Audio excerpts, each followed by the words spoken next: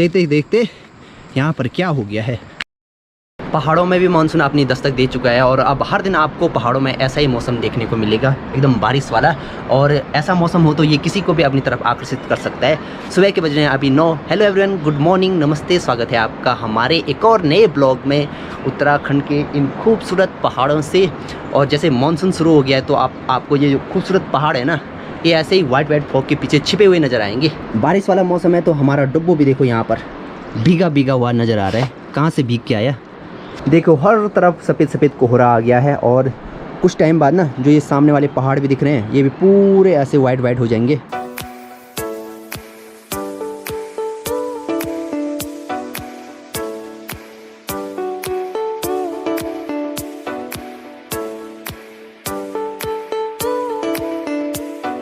बारिश थोड़ा बंद हुई तो रिस्सू की गाड़ी भी आ गई।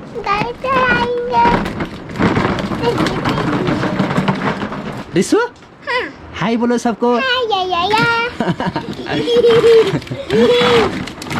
और मैं फुल पानी मत बोल।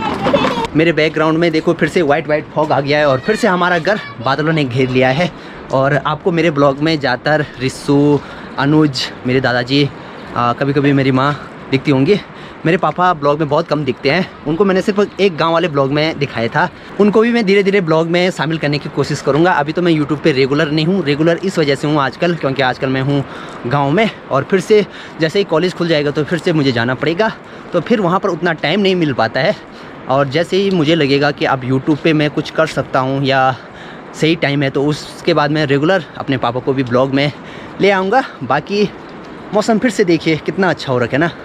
और इसी अच्छे मौसम में पहाड़ों में बड़ा डर लगता है, वो है भूस्खलन का, बिजली गिरने का। हाँ क्या है यहाँ पे, ये तो जोंक है ना। हाँ कहाँ से आए ये? डबूपल। हाँ।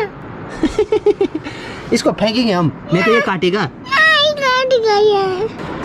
ये देखो हमारा डब्बू पता नहीं कहाँ से भीग के आया और इस पे एक जोंक भी आ गई साथ में, पता नहीं कहाँ से आया घूम के। और यहाँ पर रिस्सू ने देखा ना तो उसको मतलब मैंने कहा फेंक देते हैं। रोने बैठ गया पीछे। अरे रिस्सू फेंक देते हैं यार प्लीज। चल वही अभी मैं रिकॉर्ड कर रहा हूँ सुपर व्यू मोड पे और आपको पीछे बैकग्राउंड में काफ़ी ज़्यादा स्पेस दिख रहा होगा। और अब बात करते हैं जो क्वेश्चन मुझे बार बार पूछा जाता है कि आपके पास गांव में एक घर है तो फिर आप गांव में ही दूसरा नया घर क्यों बना रहे हैं। तो इसके कई सारे कारण हैं और सबसे बड़ी बात तो ये है कि मानसून के टाइम पे जहाँ पर हम रहते हैं अभी, तो यहाँ पर रहना बहुत ज़्यादा मुश्किल हो जाता है क्योंकि बारिश इतनी होती है ना तो हर जगह भूस्खलन हो जाता है। और ऐसे में जिस हिसाब से जिस पहाड़ी पे हमारा घर बना है ना वो भी ऐसी ढलान वाली है तो यहाँ पर काफ़ी ज़्यादा डर लग जाता है। वैसे सालों से मेरे दादाजी के टाइम से पहले से यहाँ पर रहते हैं और तब से अभी तक कुछ नहीं हुआ है, पर फिर भी एक मन में डर सा रहता है। और हमारे घर के आसपास की जो ज़मीन है ना वो भी थोड़ा कच्ची है, जहाँ पर घर बनाए वो तो ठीक जगह पे है लेकिन घर के आसपास की जो जगह है ना वो भी थोड़ा कच्ची है। अभी मैं आपको ले चलता हूँ अपने खेतों की तरफ। और 2-4 दिन थोड़े बारिश हुई, वहाँ पर हमने दीवार लगाई थी तो पूरी दीवार नहीं, कुछ दीवार टूट गई है। और देखो देखते ही देखते यहाँ पर क्या हो गया है।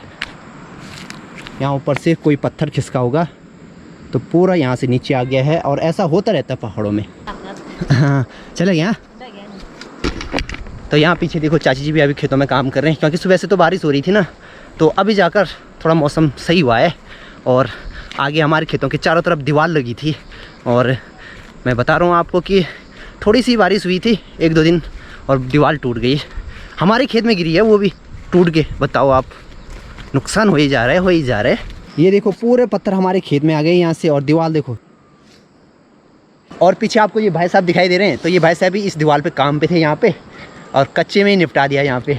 भाई साहब जनता जवाब चाहती है क्यों टूट गई ये दीवार।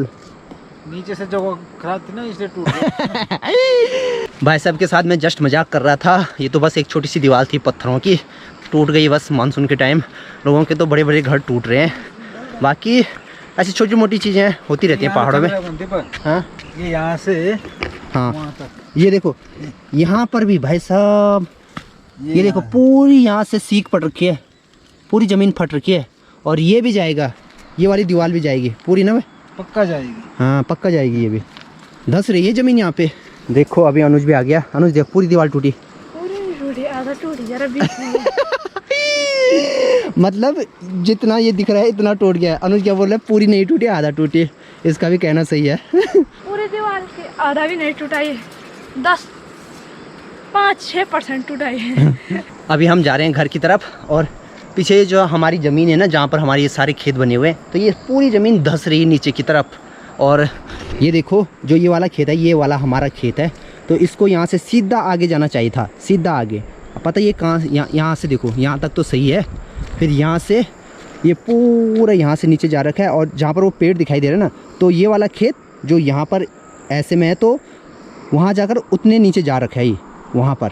तो मतलब वहाँ से ये वाली ज़मीन नीचे नीचे खिसक रही है। और ये खिसकने वाली प्रोसेस ना बहुत स्लो हो रही है। एक साल हल्का, एक साल हल्का, एक साल हल्का, और ऐसे ऐसे करके पता नहीं कब तक टिके रहेंगे। दादाजी को मैंने अभी बुला दिया है। दादाजी को हमसे ज़्यादा अनुभव है यहाँ रहने का, तो दादाजी को पता होगा। दादा अब बताओ, ये पुंगड़ा उन्होंने नहीं जाना था पहले, कहाँ से ये? पहले तो ये सीधे थे, हाँ। अब तो बहुत नीचे चल गए। नीचे से पानी से वो भाव हो जाता है ना, हाँ। वो गधेरा का पानी आता है, वो कटाव करता है, यहाँ से खिसकता है ये। अब तो करीब 15-20 से भी ज़्यादा मीटर नीचे चले गए ये अच्छा, पूरा। जब तुम चाहता बा? उस समय तो सीधे थे ना, अच्छा, हमारे दादा के समय भी सीधे 2-3 बार पैरा पड़ गया इधर नीचे, तो वो अच्छा, नीचे खिसकता जाता है।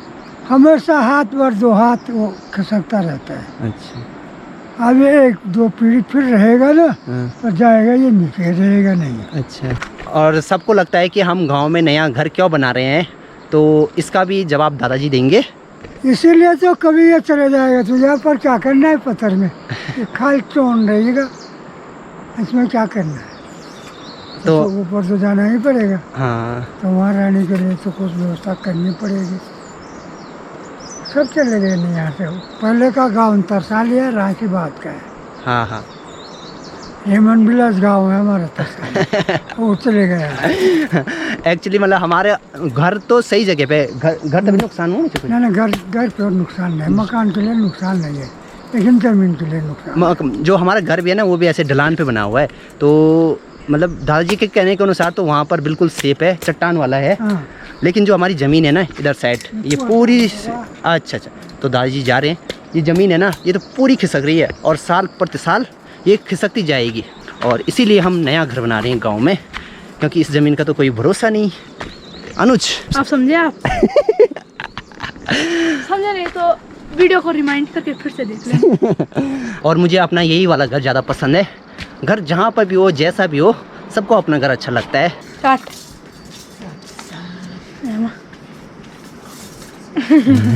अभी मैं घर से थोड़ा ऊपर पे आ रखा हूँ, नीचे पे है घर, और यहाँ पे इसलिए आया हूँ क्योंकि अभी बरसात स्टार्ट हो गई है, तो यहाँ से हम ऐसी हल्की हल्की नालियाँ बना देते हैं, ताकि जो ऊपर पहाड़ी का पानी हो ना, वो ऐसे रास्ते नीचे ना जाए, वो सीधे यहाँ से और सीधे उधर साइड एक घाटी टाइप की है, तो वहाँ से नीचे चला जाए। और इधर साइड भी एक घाटी है गधेरा टाइप का, तो बरसात के टाइम वहाँ भी बहुत सारा पानी आता है।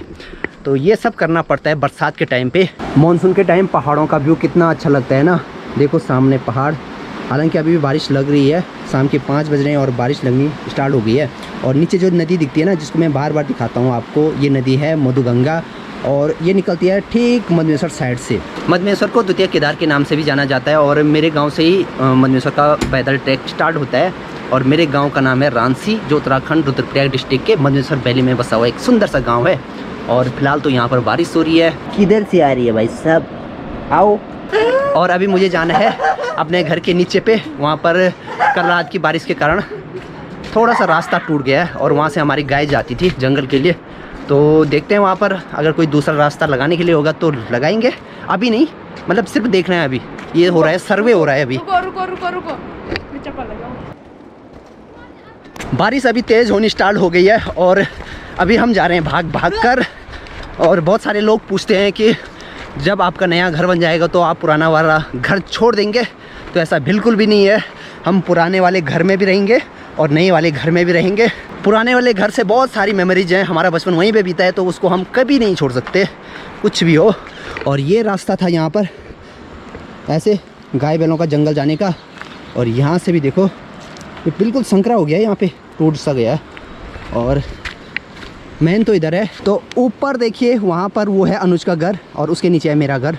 तो देखो ऐसी पहाड़ी में, और ठीक नीचे यहाँ पर ये वाला रास्ता टूट रखा है यहाँ पे। तो यहाँ पर पूरी चट्टान है और फिर इधर साइड एक गधेरा बहता है बरसात के टाइम। अभी आजकल तो नहीं रहता उसमें पानी, लेकिन बरसात के टाइम गधेरा बहता है। गाइस एक चट्टान खिसक गई तो नीचे का पूरा गया। अभी एक और चीज़ दिखा देता हूँ मैं आपको कि हमने बरसात में छत के पानी के लिए क्या व्यवस्था की रहती है।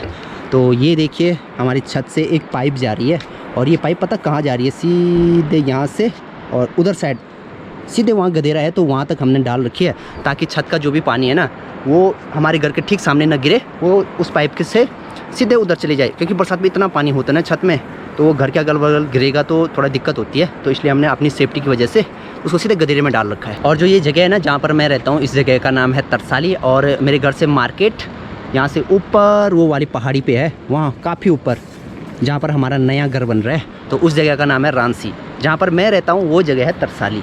तो कुछ भी सामान के लिए हमें वहीं जाना पड़ता है, तो वहाँ से यहाँ से वहाँ जाने में थोड़ा बहुत दिक्कत हो जाती है। मतलब जो हल्का सामान है उसको लाने में तो नहीं, लेकिन जो भारी सामान है उसको लाने में काफ़ी ज़्यादा दिक्कत हो जाती है। यही कारण है कि हम गांव में नया घर बना रहे हैं। इससे क्या होगा कि हम गांव में लोगों से भी कनेक्टेड रहेंगे, गांव वालों से, और साथ में मानसून के टाइम जो यहाँ पर थोड़ा बहुत डर लगा रहता है, तो वो डर भी नहीं रहेगा फिर, क्योंकि मानसून के टाइम पे जब बरसात ज़्यादा हो जाएगी ना तब हम वहाँ रहेंगे।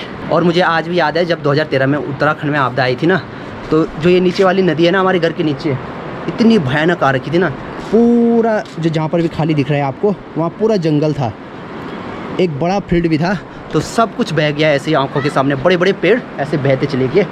और उस टाइम तो बहुत ज़्यादा डर लगा था, क्योंकि सब जगह ऐसे भूस्खलन हो गया था। मतलब कहीं भी ये नहीं लग रहा था कि वहाँ पर कोई जगह सेफ होगी। तो बस बरसात के टाइम ये दिक्कत होती है। मुझे तो यहाँ पर बिल्कुल भी डर नहीं लगता है। मेरे डरने या न डरने से क्या फ़र्क पड़ता है, फैमिली सेफ रहनी चाहिए।